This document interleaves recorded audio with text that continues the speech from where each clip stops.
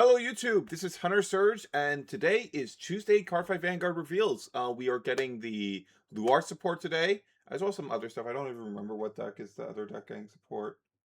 What's the other deck that got support today? Nebula Knight. We got some Nebula Knight stuff today as well. So let's get into it. Alright, so we're gonna go over the cards of the day first. First, let's talk about the card that is a personal attack on me.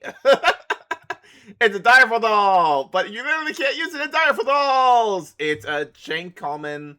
Win this boost, and you have a grade 3 or greater Vanguard with a clan icon. You solo charge 1. In addition, if your opponent's Vanguard is grade 3 or greater during this battle, gets power plus 5k. Like, I wouldn't even use this if it was a Direful Doll, but like, it's also just like, how dare you? How dare you?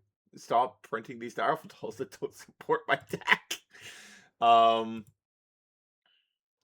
Then we have Stormclad Dragon.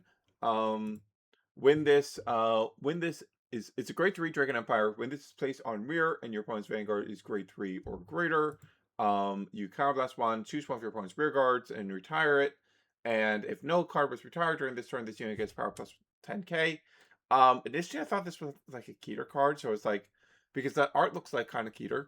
I was like, oh, okay, retiring Keter, that might be something, but no, this is Dragon Empire cards. It's complete dog shit.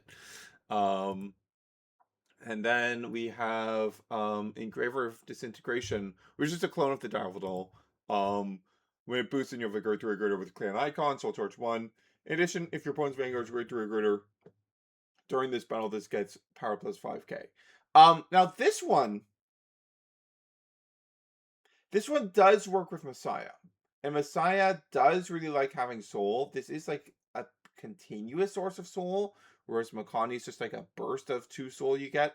So like maybe. I don't think it's particularly likely this is real, but there is like a chance with this one. And then we have the new cards. So first we have Ogma. So Ogma is a Generation Break 3, Ritual 5, Soul Blast 1, retire up to 5 different rear guards with different names. Don't know why it's different names. That's very weird that they did that. Actually, I know why they did that, but it's stupid. Your opponent retires the same number of their rear guards as the amount you retired, and if 3 or more were retired for the cost, you draw 1. During this turn, this unit gets auto Vanguard. When this unit attacks, counterblast 1. Choose and stand of your rears with Ritual and its card name and for each of your face-up cards with G-Zone in the G-Zone with the same name as this unit. That unit and this unit get power plus 5k. So, as I expected, it's a board wipe. It doesn't really do the hand rip stuff that Ogma used to do. But this is significantly lower quality than I expected it to be. Because, like, Chronos Command and Transcells just board wipe to your opponent entirely for free. Maybe they want to be more careful with it because of the fact that Ritual and Dominate were significantly, like, they were around for quite a long time, and like our more recent decks, Shiranui is like still successful. Luard still puts up results every now and again, so like that might have been the logic here, but this is just not a particularly good card. This is not great. It's like an option. It's still like an option, so it's not terrible in that regard. It does still provide a lot of power. So if you want to go for a multi-attack route, this is probably still a better stride overall. Let's talk about the other card. Let's talk about Fromnak. Fromnak is only double rare. Well, the ones we got before were double rare as well, so that's no surprise. It is a Generation Break 2, Ritual 5. It cannot be chosen by the effects of your opponent's cards. It gets power plus 5k. And if you have a grade 4 or greater Vanguard with Ogma in its name, when you retire this card for the cost of an ability, you may retire this card as 2 cards. So that's almost definitely why Ogma has a different card name clause, so that you can't retire you can't retire 2 of this, and get 4 retires. But like, Fromnak doesn't really the Fromnak having this effect is weird because Fromnak doesn't particularly synergize with doing that. Fromnak is a card that's like you want sticky on the board for a long time. Because it has this continuous power gain, it has the resist, so that's harder for your opponent to deal with. Um, Very, very strange to also give this the retire to thing. And I really like, especially when you compare it to Chronos Command and Transalus, I really don't think it would have been a big deal to let you go retire to Fromnak, retire 4 of my opponent's rears. Like I especially because like if you go over, you're not getting the hand rip that you used to get with Ogma. So like I don't know, man. It's weird. It's these cards don't read particularly good. Um I think the funny thing with Fromnak is actually worse than original Fromnak. Because original Fromnak was resist and gets power plus 7k, so it ended up at 14k versus 13k, and 14k like was really big. Like Fromnak was particularly big because like that was a number big enough that it would hit 3 stages when boosting any grade 1. Um, so you were really comfortable with that power gain. This Fromnock does not hit that same position, but also hitting 3 stages with another grade 1 would not be terribly relevant anyways. Because that's still one trigger to guard. Yeah, this is just not a very good card. Like the resist can matter a lot. Like against prison, for example, like having resist on your board matters a lot. A lot that matters. But I don't know. And these are not two particularly good cards, but they're also not the focus of the set. They're not where my main hype of the set is, so like I'm chill with that.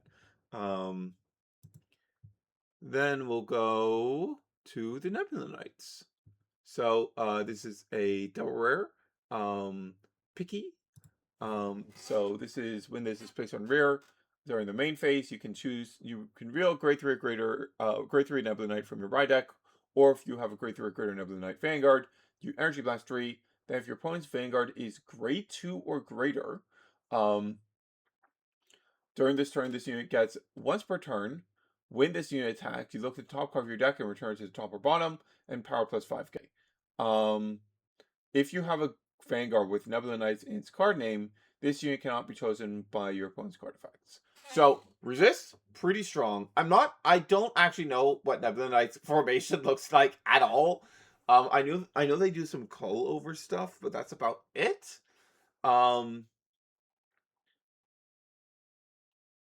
Scrying effects are like never bad. And it's like an EV3 to draw, get power, and do that. So like on face, it seems like an alright card, but like I don't. Maybe it has particular synergy with the Nebula Knights play pattern. Maybe it doesn't. I actually have no clue. And we have then the other card we have is a rare. What is this card's name? No, it's not. Okay.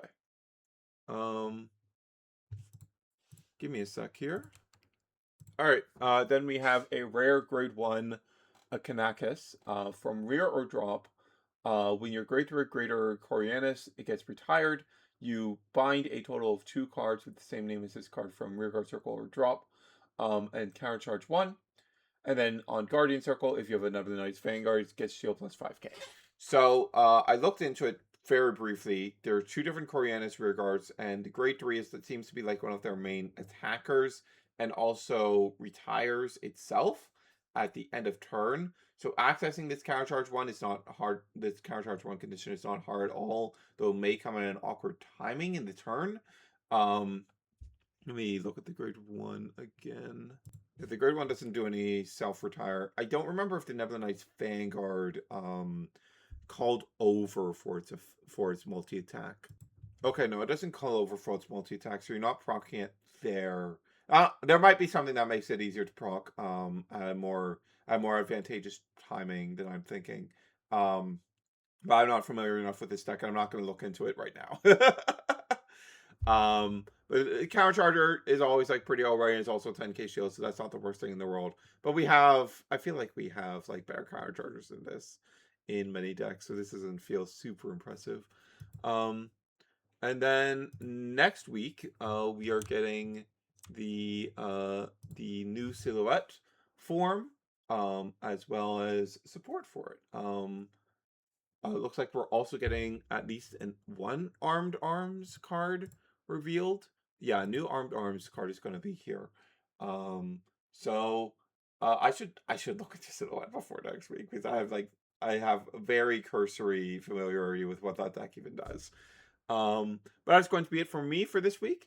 This is Hunter Search, signing off.